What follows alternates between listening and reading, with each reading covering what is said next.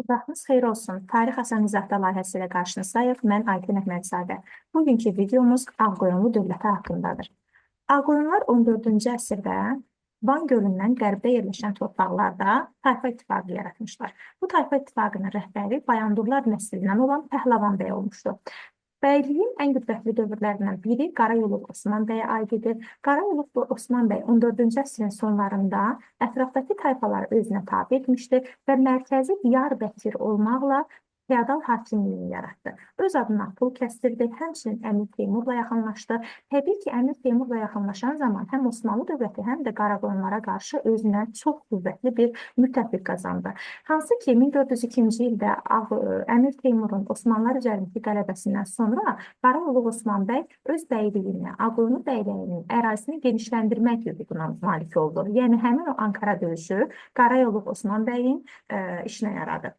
Daha sonra bəylikdə ən qüdrətli dönəm Uzun Həsənin dövrüdür. 1453-1468-ci illər onun bəylikdə hakimiyyəti dövrüdür. Eynən Qara Yusif kimi, hansı ki Qara Yusifdə 1389-dan 1410-a bəylikdə hakimiyyəti dövrü idi.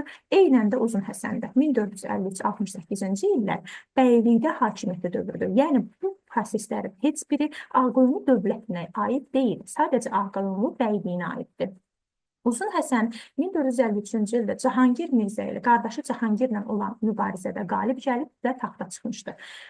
Ağqoyunlu bəyliyində hakimiyyəti ələ almışdı. Və 1453-cü ildə tarixdə baş verən hadisələr, bundan başqa bir neçə hadisə var. Həmin hadisələri siz rəy bölməsində cavab olaraq mənə yazın.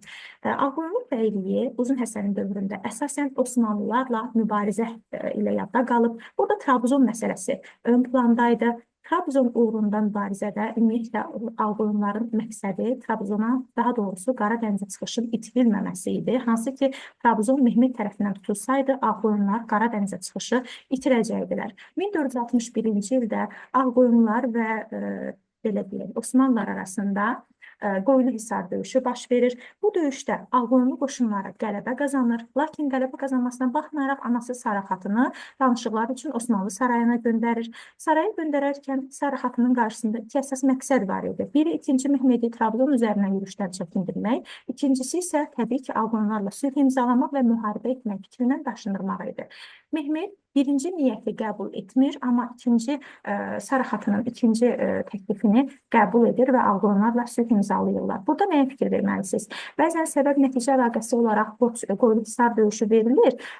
Eyni ildə Trabzon fəth edilir Osmanlılar tərəfindən. Lakin Qoylu Hisar döyüşünün nəticəsinə aid deyil bu.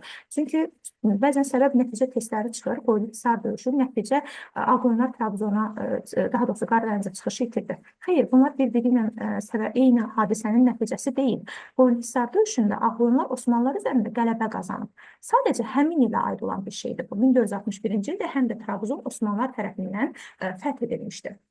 Trabzonun fəthi Ağqoyunların Avropa ilə ticarət əlaqələrinə təbii ki, ağır zərbə vurdu. Həmçinin Ağqoyunlu tacirlərinin Qara dənizə birbaşa çıxışı itirildi. Bir daha qeyd edirəm, burada Ağqoyunlular yazılsa doğrudur, amma Ağqoyunlu dövləti yazılsa səhvdir. İkinci Mehmedlə sülh müqaviləsi imzalanandan sonra bir müddət müharibələr baş vermir və sakitçilik dövrü olur və Həsən Padşahın əsas məqsədi, əsas fikri Qaraqoyunlar üzərinə köklənir. Çünki artıq bəyliyini dövlətə çevirmək istəyirdi. Həsən Padşahın hakimiyyət illəri 1468-1478-ci illəri əhatə edir. Əvvəlcə Həsən bəy Muş döyüşündə Qaraqoyunlu Cahanşahı məğlub edir və Qaraqoyunları süquta sürətləndirir. 1468-ci ildə isə sonuncu Qaraqoyunlu hökmdarı olan Həsən Əlini taxtdan salmaqla Qaraqoyunların hakimiyyətinə son qoyur və paytaxtı Təbriz olmaqla Ağqoyunlu dövlətinin əsasını qoyur. Ağqoyunlu dövləti Avropa ilə əlaqələr quran ilk Azərbaycan dövlətidir. Hansı ki, burada əsas məqsədi Avropadan qoplu silah almaq idi. Hərbi yarımköçmə tayfaları, feodal əyanları təbii ki, mərkəzi hakimiyyətə tabe etdi və bunun üçün nizami ordu yaratdı. Quranı türkcə tərcümə etdirmişdi. Hansı ki, bu Qara Yusifdə də baş verən hadisədir. Qara Yusifin də mədəni tədbiridir Quranı türkcəyə tərcümə etmək. Vergi sistemini qaydada salmaq üçün qanunnamə tərtib etmişdi Həsən Padşah. Bu, Azərbaycan tarixində ikinci bu cür qanunnamədir. Hansı ki, birinci qanunnamə kim tərtib etmişdi? Onu da siz rəylərdə yazın. Gözləyəcəm, oxuyacam cavablarınızı. Bundan başqa, Ağqoyunlu Həsən Padşahın dövlət yarandıqdan sonra ilk işi, ilk tədbiri Teymurilərlə mübarizədir. Belə olan halda Ağqoyunlu dövləti yarandıqdan sonra Teymurilər təbii ki, Ağqoyunluların yaranması ilə barışmaq istəmədilər. Teymuri Əbu Səid Cahanşahın qisasını almaq məqsədi ilə, axı onlar müttəfiq idi.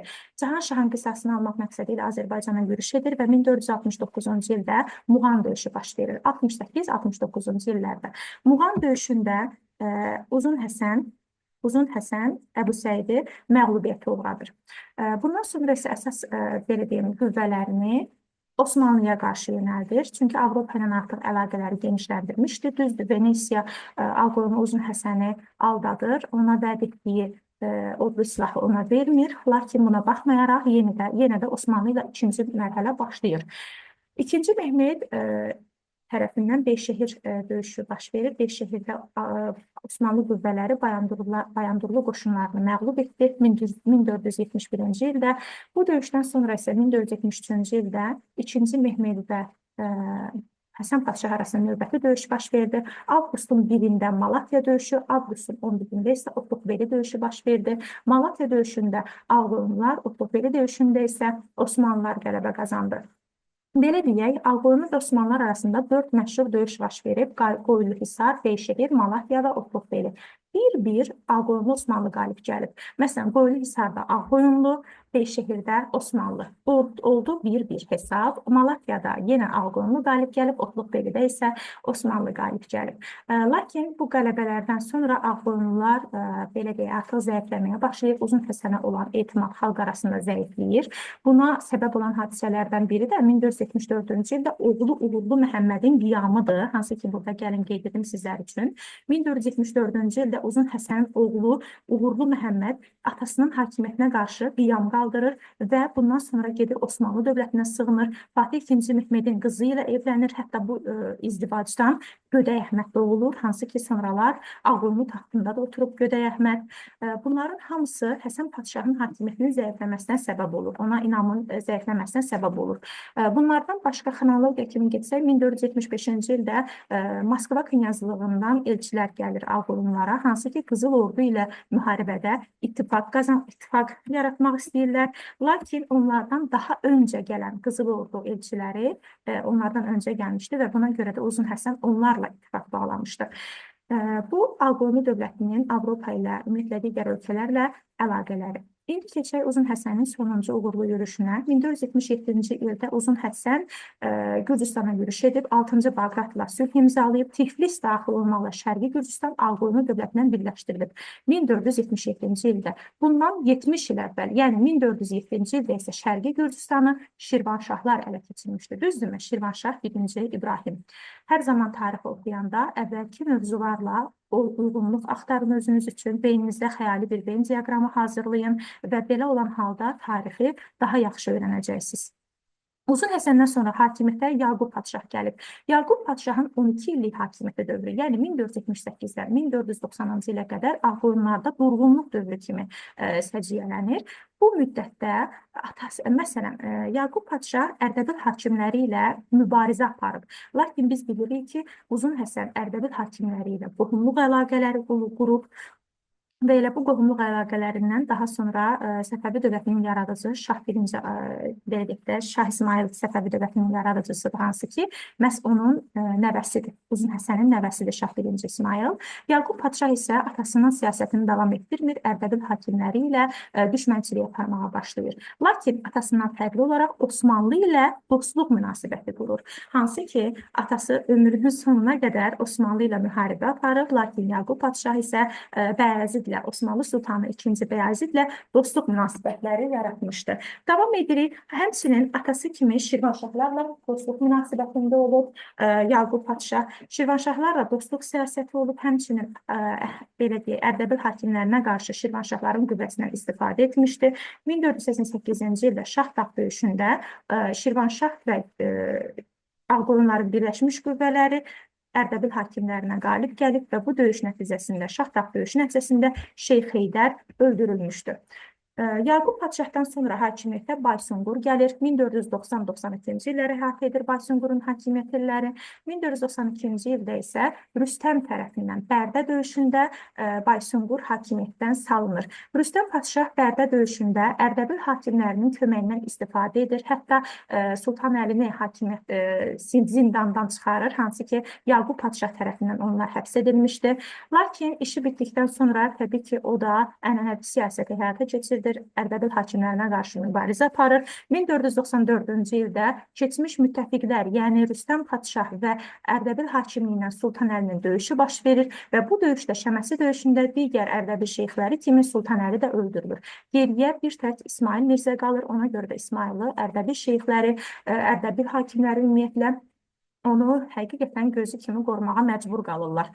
Rüstəm Padşah tarixdə ən çox soyuqal paylayan hökmdar kimi qalır. O soyuqal paylamaqla hərbi köçmə əyanların rəğbətini qazandırmağa çalışırdı və təbii ki biz bilirik ki, əgər bir dövlət çoxlu sayda soyuqal paylayırsa, belə olan halda feodalların müstəqillik meylləri daha da artır, özbaşınalıqları başlayır və beləcə dövlət süquta yaxınlaşır. Həmçinin soyuqal sistemi bildiyiniz kimi dövlətin ümumiyyətlə mərkəzləşmiş dövlətə çevrilməsinin qarşısını alan ən böyük maneə idi. 1496-cı ildə Həsən Padşahın digər nəvəsi Əhməd, hansı ki onun bir babası da Fatih II. Mehmed idi, hakimiyyəti alır, Naxçıvan döyüşündə Rüstəmi məğlub edir və Təbrizdə taxta çıxır. Beləcə, gəlin ümumiləşdirək, Rüstəm Padşah Bərdə döyüşü ilə hakimiyyətə gəlib, Naxçıvan döyüşü ilə isə hakimiyyətdən getdi. Gödək Əhməd çox qısa müddət hakimiyyətdə qalıb. Burada qeyd etmişəm, o 1474-cü ildə atasına qarşı belə qiyam qaldırır və II. Mehmedə sığınır. Gödək Əhməd hakimiyyətə gəldikdən sonra isə bir sıra islahatlar keçirilir. O, Ağqoyunları Osmanlı dövlətçilik təcrübəsinə uyğun olaraq idarə etməyə çalışır. Təbii ki, bu da Ağqoyunların idarə sisteminə zidd idi. Həmçinin şəriətdə olmayan 20-yə qədər vergini ləğv etdi. Soyurqal sistemini məhdudlaşdırmağa çalışdı. Bu da təbii ki, köçəri feodalların narazılığına səbəb oldu. Məhz buna görə də belə deyək, Gödək Əhməd hakimiyyətdən, çox qısa müddət hakimiyyətdə qalır və onu hakimiyyətdən devirirlər. 1500-cü ildə Əbhər yaxınlığında saziş imzalanır. Əbhər sazişinə görə Ağqoyunlu dövləti iki hissəyə parçalanır. Qızılüzən çayından qərb hissələr, yəni Azərbaycan, Şərqi Anadolu Əlbənd Mirzəyə, İran, Kirman, İraq isə Murad Mirzəyə çatır. 1501-ci ildə Şeyx İsmail tərəfindən Əlbənd Mirzə Şərur döyüşündə məğlub edilir və Ağqoyunlu dövlətinin birinci qoluna son qoyulur.